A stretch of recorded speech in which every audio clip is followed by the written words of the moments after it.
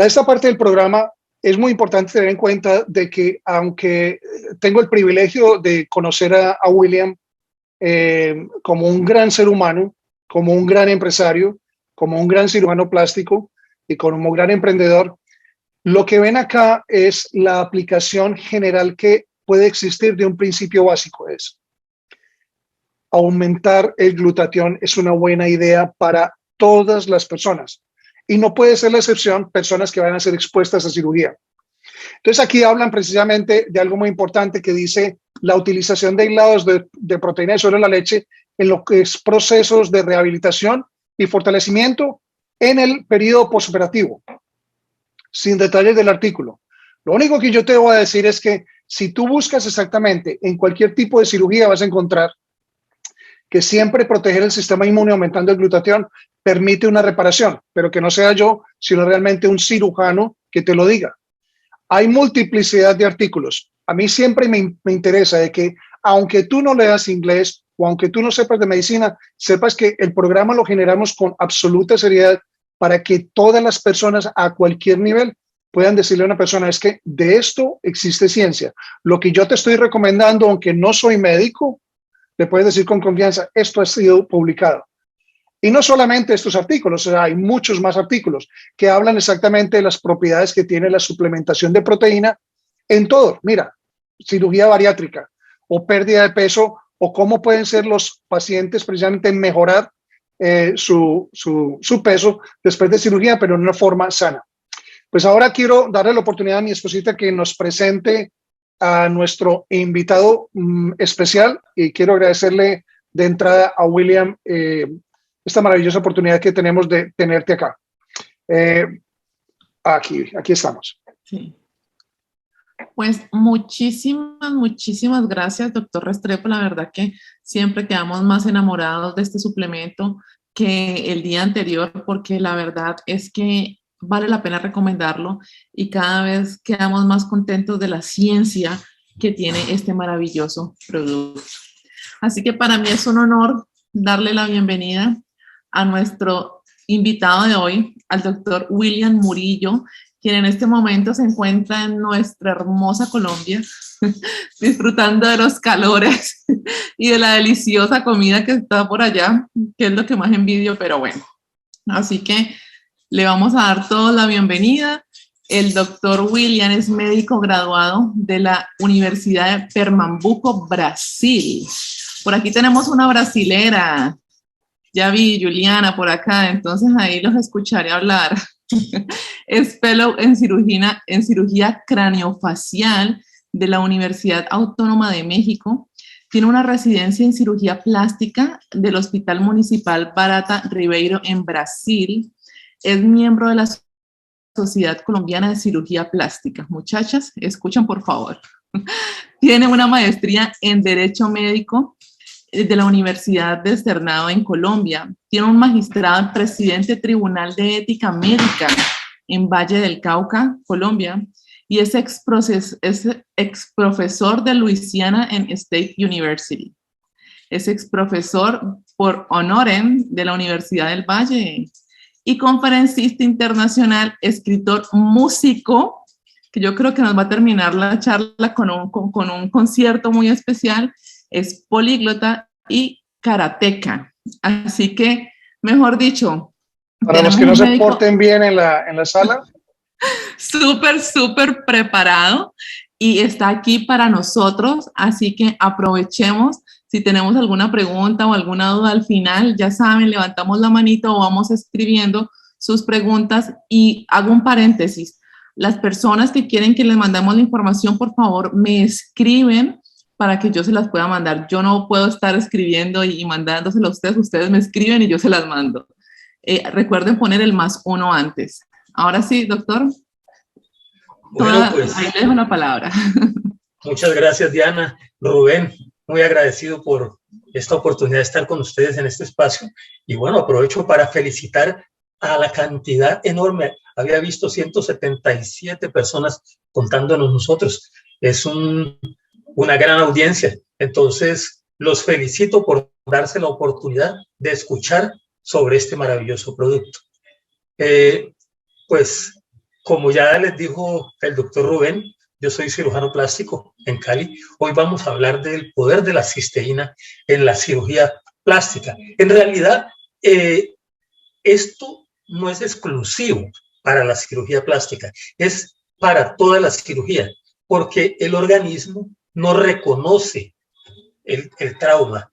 O sea que si ustedes tienen una cirugía y el corte es hecho con bisturí frío o es hecho con un bisturí eléctrico o con un láser, el organismo no distingue.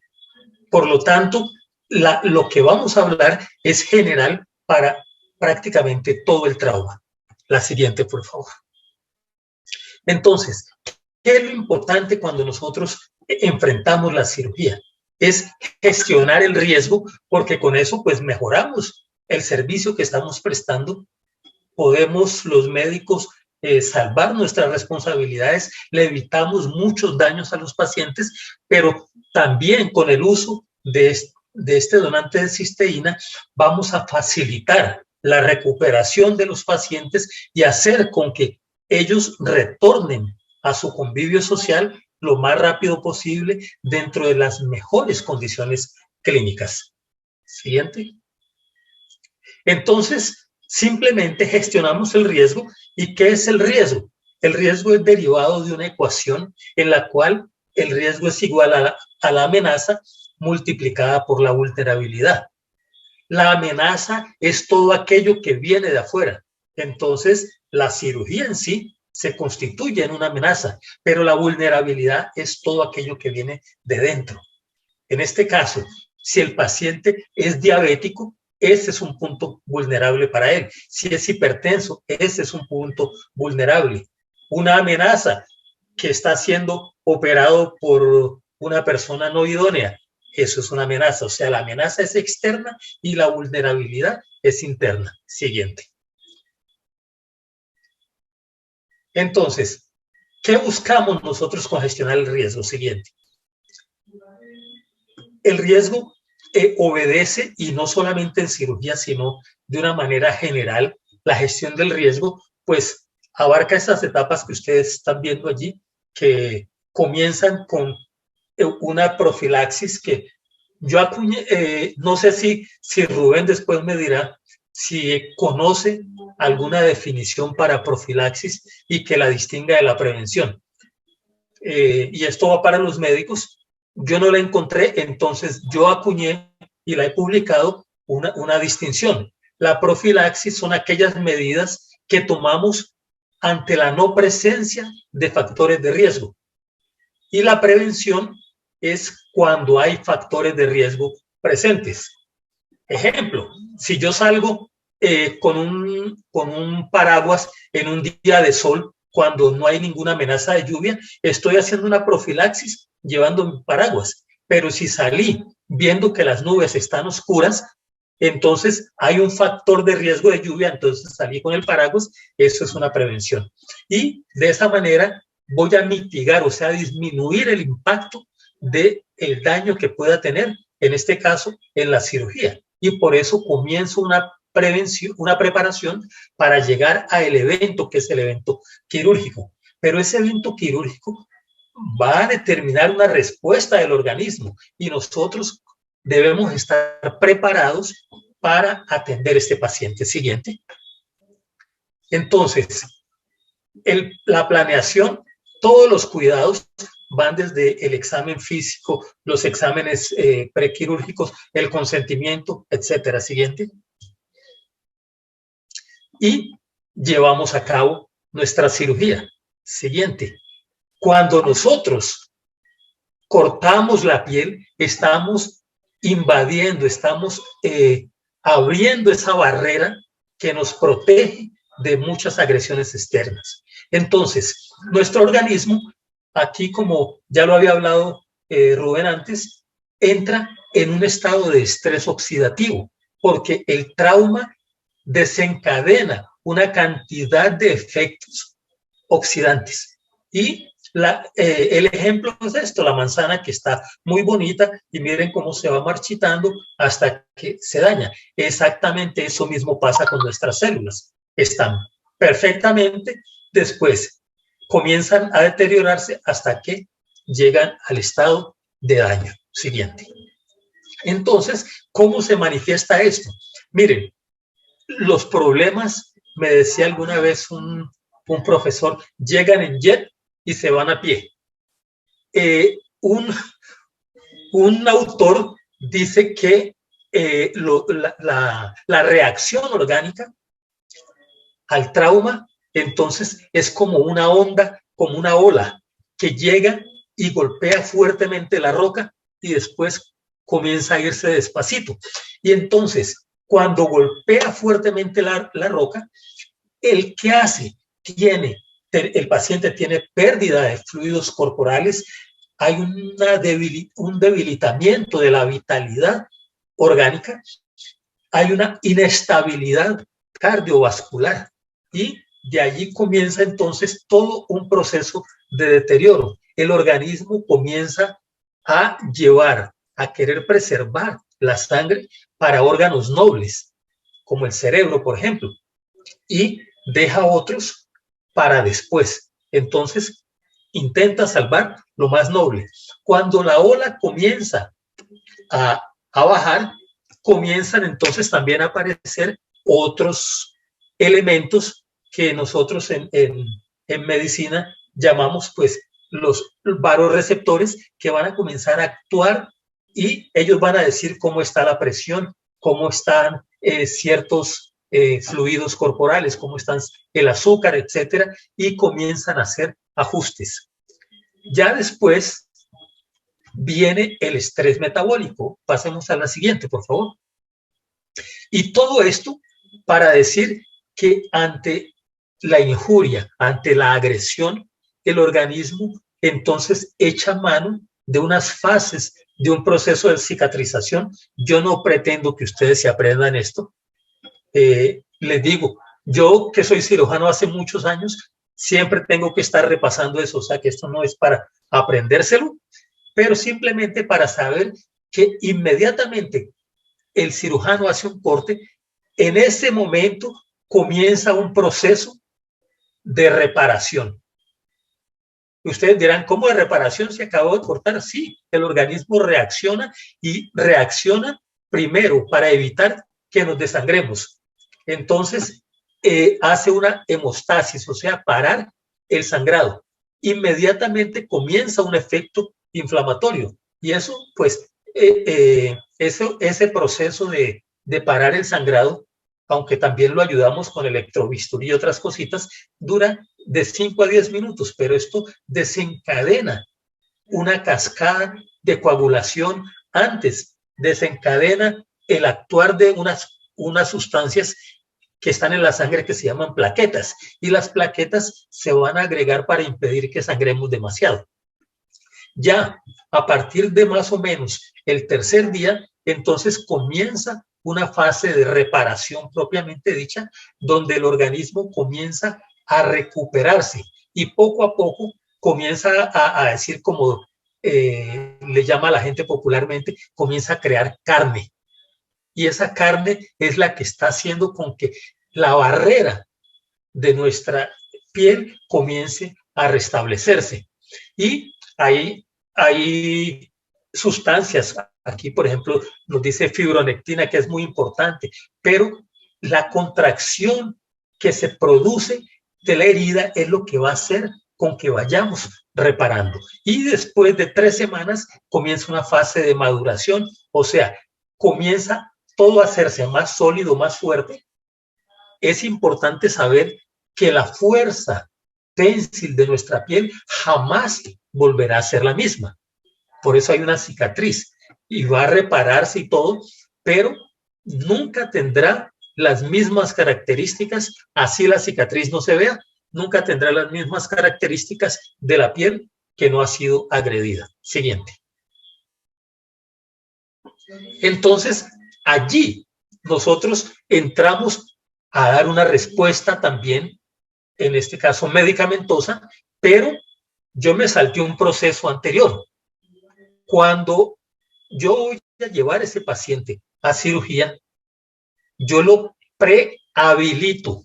Aquí en lo que ustedes están viendo, siguiente, yo lo rehabilito, pero antes yo lo prehabilito. ¿Qué quiere decir? Lo preparo de una manera tal que su respuesta ante el trauma va a ser mucho mejor que si no tuviera una preparación. A mí me gusta el fútbol y yo hago, puede ser unas analogías que pueden parecer tontas, pero yo digo que no es lo mismo que yo con el equipo del barrio vaya a enfrentar al Real Madrid. Voy a perder con el equipo del barrio. Pero si enfrento al Real Madrid con mi equipo, con el Liverpool, ahí con nadie me va a con el decir, Barça, con el Barça, William, no, el Barça. no, mejor con el Deportivo Cali, yo digo, no va a ganar tan fácil, ¿sí? Con el Deportivo Cali. Bueno, entonces, no, con el América sí, eso sí pierde, y por ahí alguien está escribiendo el América, no. Estamos hablando de equipos de fútbol, ¿cierto? Bueno, entonces yo prehabilito a este paciente dándole este donante de cisteína, con lo cual él llega fortalecido y la respuesta a ese trauma va a ser mucho mejor. Cuando yo hacía la comparación de los equipos es porque nadie me garantiza que con esta prehabilitación todo va a ser un éxito, pero tengo la garantía de que llego más fortalecido, tengo con qué pelear. No estoy con el equipo del barrio, sino que estoy con el gran equipo que está enfrentando al otro gran equipo. Ese es digamos que el mensaje importante ahí. Siguiente.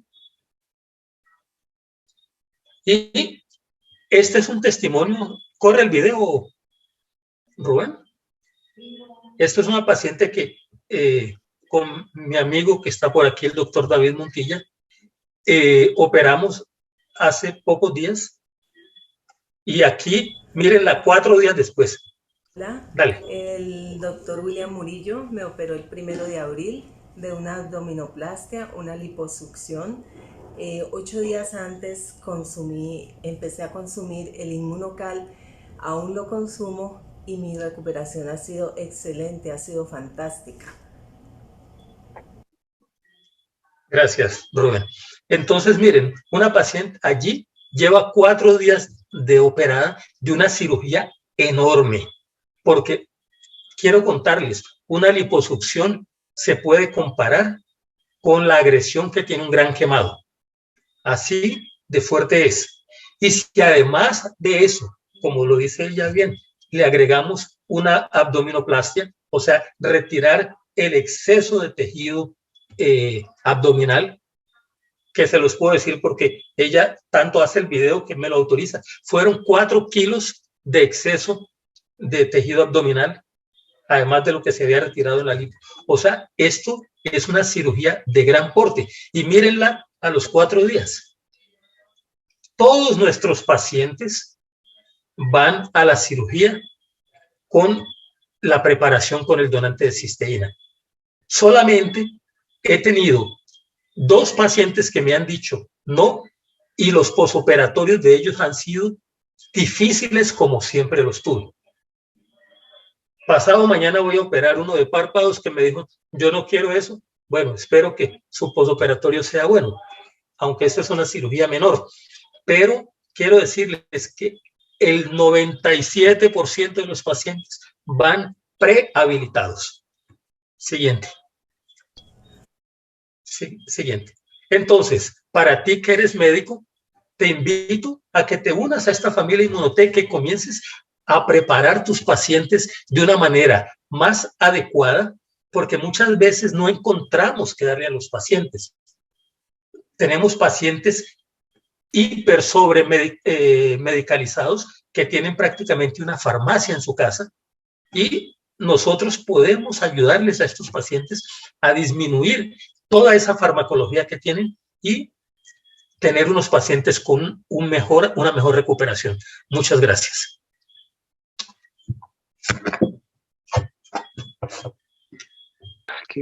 Un aplauso muy grande, muy agradecido por el espacio, pero no crees que te puedes ir. Primero, para decirte que te has ganado 179 amigos y una enemiga, que es mi esposa, por lo del comentario acerca de la América de Cali. Pero eso lo dejo yo para ustedes, para que lo resuelvan después. Pero no, muchas gracias, mi hermano. Te agradezco mucho que me hayas aceptado la invitación. Pero hay un dato muy importante para que hablemos un poco antes de abrir micrófonos. Y me llamó mucho la atención. Curiosamente no había visto el testimonio. Pero William, tú mencionas, ella menciona algo, es 7 días antes. Y yo quiero que todos los que están aquí participando en esta llamada se den cuenta de que en ningún momento se habla en protocolo de una prehabilitación que exija un número de días, pero sin duda, antes de existir el inmunocal, a todas las personas antes de una cirugía les podríamos decir exactamente lo mismo. Mire, entre más tiempo usted dure con una buena dieta, dejando de fumar, aumentando la actividad o el ejercicio, tomando más líquido. O sea, esas son cosas de prehabilitación que entre más rápido se inician antes de la cirugía, mejor efecto tiene. El inmunocal es exactamente lo mismo, es una prehabilitación, pero me llamó mucho la atención, William, porque dice 7 días antes. Quiere decir que las personas que subestiman el poder que tienen 7 días de inmunocal no saben posiblemente el poder de lo que tiene el glutatión. Entonces me gustaría que comentaran mucho de eso, porque tú me dijiste en un momento que tenías eso, más o menos un protocolo, y que me hagas un comentario acerca de eso, desmitificar el hecho de que no, pero es que ya no alcanzo. Ya la cirugía la tengo en 7 días, ¿para qué? Cuéntenos. No, pues, para que se asombren, yo tengo pacientes que lo han comenzado 3 días antes de la cirugía. Pacientes que me llegan internacionalmente y, lógicamente, llegan 3 o 4 días antes de la cirugía. Yo no opero a nadie al día siguiente de haber llegado. Me llegó, tiene que reposarse por lo menos 3 días en el país, estar tranquilito. Pero en esos 3 días comienzo a prepararlos. Y asómbrense, es el mismo buen posoperatorio. Las enfermeras en recuperación muchas veces me preguntan, bueno, ¿y por qué sus pacientes con cirugías grandes se recuperan más rápido que estos otros que han tenido procedimientos menos agresivos? Y es justamente por esa prehabilitación que les estamos haciendo. O sea que 3 días antes, que es lo más cercano que yo he usado, se los puedo recomendar, que les va a actuar muy bien. Me gusta mucho. Mira, en Colombia nosotros tenemos una hermosa ciudad que se llama Cartagena, que para los que se conectan de muchos países acá, Cartagena es un punto de referencia. Yo creo que la mejor analogía es, tú puedes ir desde Cartagena, desde Cali, desde Bogotá, tú puedes ir y tú escoges, o te vas en bus o te vas en avión. Es ¿qué escoges de vehículo tú para obtener el resultado más rápido? Y creo que eso es lo que realmente ha permitido el donante de cisteína. Ahora, yo te hago una pregunta, William. Cuando utilizas, ¿cuánta cantidad recomiendas en la prehabilitación? Comienzo inicialmente por lo menos 2 días con un sobre diario, pero después ya paso a 2 sobres al día. Y en el posoperatorio también mantengo 2 sobres diarios. Exacto. O sea que son como dosis preventivas. Exacto. Y uno diario, pues yo siempre le explico a los pacientes que pueden tener una crisis curativa, pero que si la llegan a tener, eso no es motivo para cancelar el procedimiento. Yo creo que eso es fundamental. En la crisis curativa yo le hago siempre énfasis. De hecho, es de los pocos videos que van a encontrar en YouTube. Para los que se conectan, por favor, se suscriben. Este material es para ustedes. No hay absolutamente nada comercial, pero hay algo que es muy importante. Incluso en la comunidad de aquí anglo me dijeron, por favor, grábenlo en inglés, porque lo que llama aquí Healing Crisis es algo que se tiene que explicar. Entonces, yo creo que es muy normal, como dice William, darle ánimo a las personas de decir, no se desanime si tiene esto, que vale la pena ese pequeño dolor para el gran beneficio que se va a tener. William, hay algo que te quería preguntar en particular, no por experiencia propia, porque yo hice cirugía cuando estaba entrenando, ya después no, y ahora más el campo mío es pulmonar, cuidado intensivo. Pero recuerdo un cirujano plástico, un colega tuyo de Chiclayo, el doctor Ernesto de Angelo, que lo tuvimos con un registro visual bastante impresionante, donde él hablaba de una experiencia en particular. Hay una diferencia entre cicatrizar y realmente generar una cicatriz lo más natural posible. Y él me dijo, yo nunca había visto, Rubén, eso algo en mi vida. Una granulación normal que permita que las personas a veces ni siquiera noten la diferencia cuando se recuperan de cirugía versus tener el beneficio de la cirugía y una cicatriz. No sé qué experiencia has tenido tú en cuanto a la forma en que cicatrizan después de utilizar el donante de cisteína. Bueno, la cicatrización, por ser un fenómeno biológico, es muy variable. Lógicamente que si la persona tiene un buen sistema inmunológico, su reparación va a ser mejor, su cicatrización va a ser mejor. Pero en medicina no existen garantías. Entonces yo nunca le digo al paciente que le puedo garantizar algo. De hecho, hago un paréntesis aquí de mi maestría en Derecho Médico. Mi tesis habla justamente sobre la responsabilidad en cirugía estética, porque los abogados dicen, no, es que si es estético, tiene la obligación de tener un buen resultado. Y yo le digo, no, señor, no hay obligación. ¿Por qué? Porque son fenómenos biológicos y los fenómenos biológicos son autónomos, o sea, que nadie los controla. He tenido pacientes con buena cicatrización. Tengo una que tuvo una mala cicatrización, entonces no tendría yo, digamos que el parámetro para decir la cicatrización ha mejorado o no, porque en general la gente pues cicatriza bien, ¿sí? No tendría un parámetro para hacer un diferencial. No, pero es muy importante lo que tú dices, William, es porque de todas formas la respuesta individual también. O sea, ¿cuántas personas fuera de la parte de práctica quirúrgica que tú manejas en este momento, ya conociendo precisamente el donante de cisteína con diabetes, en fin, la respuesta individual es tan supremamente variable que hay personas que dicen, en mi primer control de la 1 se me bajó 2 puntos y doctor, ¿y por qué a mí no? Pero resulta que 6 meses, un año después, tienen una mejoría de su neuropatía, de su vasculopatía, de su, o sea, absolutamente todo. Y es cuestión del producto del tiempo y de respuesta individual. O sea, por eso es que obviamente no podemos generalizar, pero obviamente se forma una parte lógica. Un poco, sí, dime.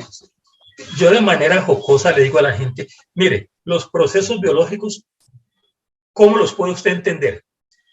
Le pongo el ejemplo. Una pareja hace una determinada tarea y a los 9 meses tienen un niño. Después hacen exactamente lo mismo con las mismas rutinas, etcétera, y después tienen otro niño u otra o una niña que no se parece nada con el anterior. Y van a decir, pero ¿por qué si son hijos de los mismos papás, los hicieron en el mismo lugar y tal? ¿Por qué? Porque son fenómenos biológicos y los fenómenos biológicos no se repiten.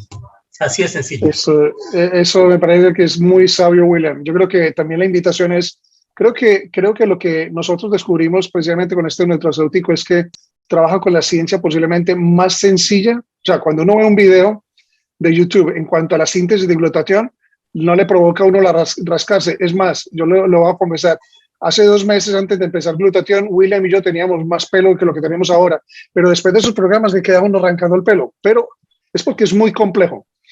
Pero la ciencia del nutracéutico no es para nada complejo. Tú le entregas a las células algo que están gritando como necesidad para poder aumentar los niveles de los antioxidantes. Y creo que es algo que van a ver en muchos programas, pero el glutatión, pocas biomoléculas lo superan en la cantidad de artículos científicos publicados. Para una sorpresa, cuando lanzaron el donador de cisteína con óxido nítrico, me sorprendí cuando estaba dando precisamente una presentación con el doctor Ricardo que, ¿cuál sorpresa? Yo enseño óxido nítrico para pacientes con hipertensión pulmonar y en la parte neonatal, ¿cuál sorpresa de que la cantidad de artículos en óxido nítrico superan la cantidad de artículos en glutatión? Entonces, cuando la gente empiece a leer por qué a este donante de cisteína se le agrega precursores del óxido nítrico, hay una parte muy importante que mencionas en la gráfica de reparación, vasodilatación. El poder que tiene la vasodilatación en la reparación, transporte de oxígeno. Me gustaría mucho que hablaras un poco acerca de eso. Sí, claro, porque es que mira, dentro del proceso dijimos inicialmente que hay una vasoconstricción, o sea que los vasos sanguíneos se estrechan para que no haya pérdida sanguínea. Pero después ellos se dilatan para permitir que otras células de reparación lleguen.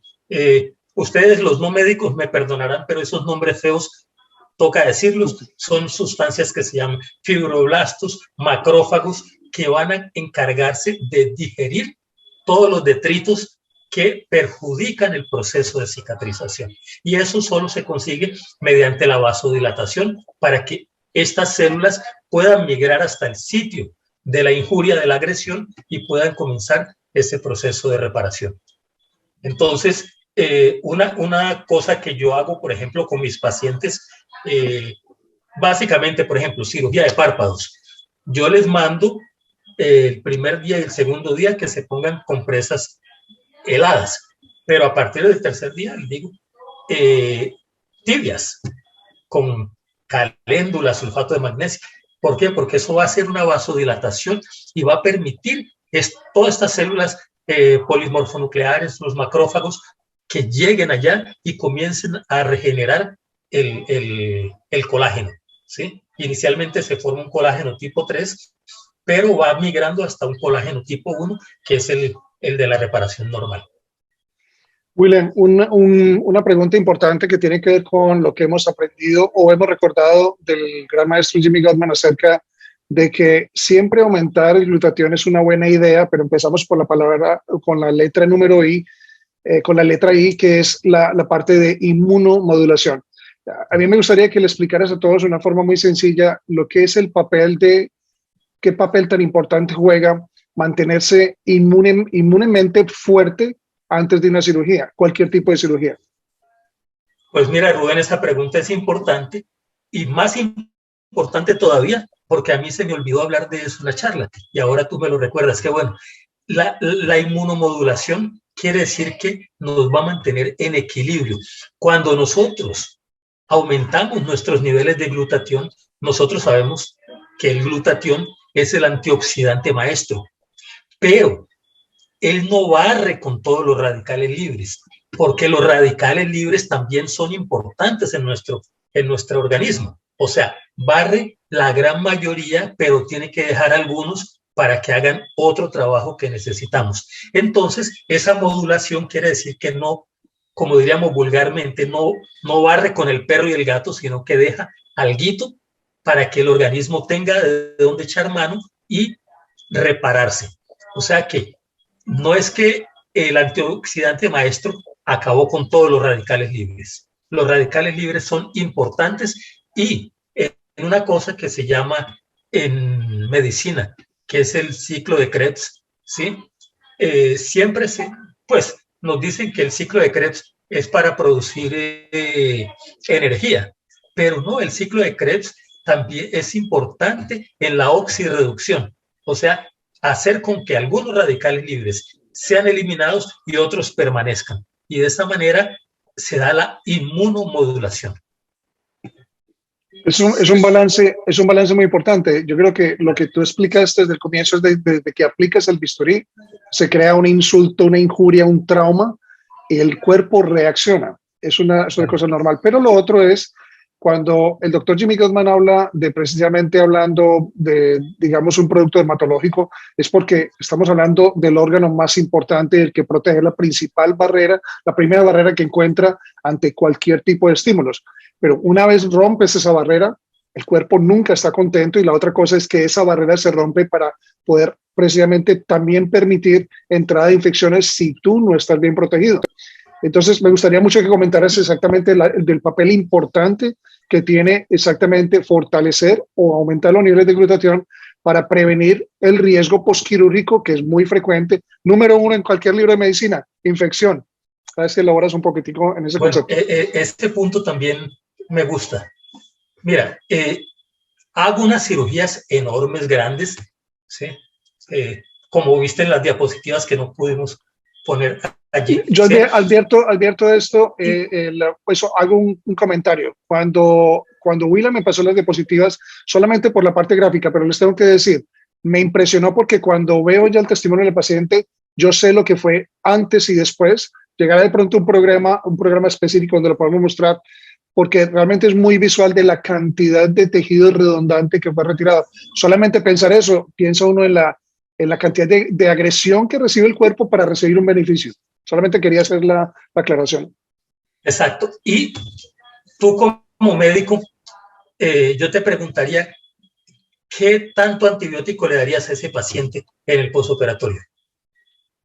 Bueno, eso es bastante controversial, ¿no? Porque todo depende también exactamente del estatus del paciente, o sea, de la condición del paciente antes de la cirugía es la que también predispone así como factores de riesgo que una persona de estas sea más susceptible a infecciones. O sea que como no es el campo ya mío en la parte quirúrgica, realmente no sé cómo estamos en este momento desde el punto de vista quirúrgico. ¿Cómo manejas tú esa situación?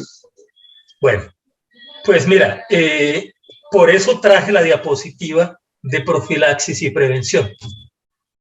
A estos pacientes con estas cirugías grandes, yo le hago profilaxis, o sea, media hora antes de comenzar la cirugía se les da antibiótico. Se hace un refuerzo 4 horas después. Y de ahí en adelante, ni una gota de antibiótico en el posoperatorio, no hay una sola gota de antibiótico. ¿Por qué? Porque son pacientes que están fortalecidos. Y pues por ahí debe estar David, el anestesiólogo que trabaja conmigo, y al inicio él no creía, pues él me miraba así como raro porque yo no le daba antibiótico a los pacientes en el postoperatorio. Hoy él es un convencido de que no hay que darle antibiótico. ¿Por qué? Porque ha visto que nuestros pacientes están inmunológicamente fortalecidos y por lo tanto no hay necesidad de antibiótico. Aprovecho la oportunidad para aquí, te puede constar de que está escuchando David, bienvenido. Te tengo que invitar de todas maneras también a un programa, pero bienvenido David a estar conectado acá. Muchas gracias. Bueno, William, te quiero invitar en este momento. Nosotros siempre tenemos un segmento donde hacemos preguntas. Realmente no te preocupes, solamente vamos a estar aquí 3 horas más. Entonces, lo que vamos a hacer es que, como este segmento trato de subirlo al canal en una forma separada, sobre todo para que ya no nos compliquemos en la parte de YouTube con conflictos de interés, etcétera. Vamos a parar en este momento la grabación, la voy a reiniciar, pero Diana en este momento se está encargando de filtrar las preguntas, pero sí me gustaría que sobre todo las preguntas que tengan que ver con cirugía las orientemos. Dame un segundo para parar la grabación y para poder empezar un regrabado.